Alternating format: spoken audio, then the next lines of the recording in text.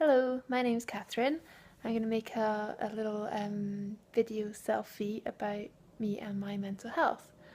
So, around 3 years ago, I gave birth to my son James, and birth was very traumatic. It was an emergency C-section after a very long labour, so I was already quite sleep deprived by the time my baby was born.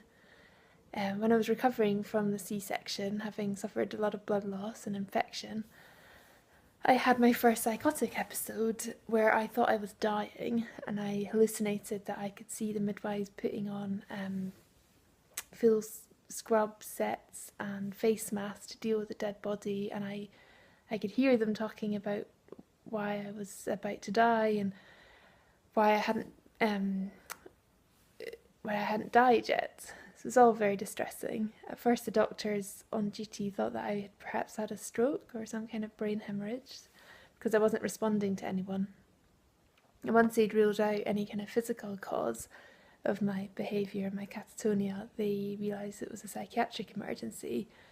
And luckily enough, because I gave birth in a large hospital, there was a perinatal psychiatrist on duty who could see me and diagnose a condition called postpartum psychosis. My family and I had never heard of this thing called postpartum psychosis, and we had no idea what was going on. That first night, I actually got better after a couple of hours sleep, and when I woke up, I was lucid again and able to talk a little bit with my husband. But a few days later, the psychosis returned, and again, it was very dark. It was a lot of hallucinations about death. I thought at one point that I was strapped in a hearse about to be cremated alive. I thought that people were watching me, that they blamed me for the end of the world. I thought at one point that I was the only person left in the world apart from one other psychiatric patient prowling the corridor outside my room.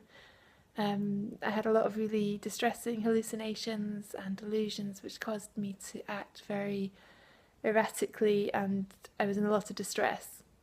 Now, clearly, this is not a great thing to be happening when you've got a young baby, but luckily for me and my family, I was very quickly given a bed in a mother and baby unit at the local psychiatric hospital, and this proved to be a lifesaver for me. I was there almost 3 months, but my baby came with me, and during the many weeks where I was psychotic and unable to look after him, the fantastic staff at the hospital cared for him, whilst always encouraging me to take a part in his care and to build up a bond with him. And as my psychosis gradually receded, I was able to mother him more, and eventually we were discharged together, and life since then has been great, and I've recovered well, and my little boy has thrived, and I owe all of that to the fabulous mental health care that I received.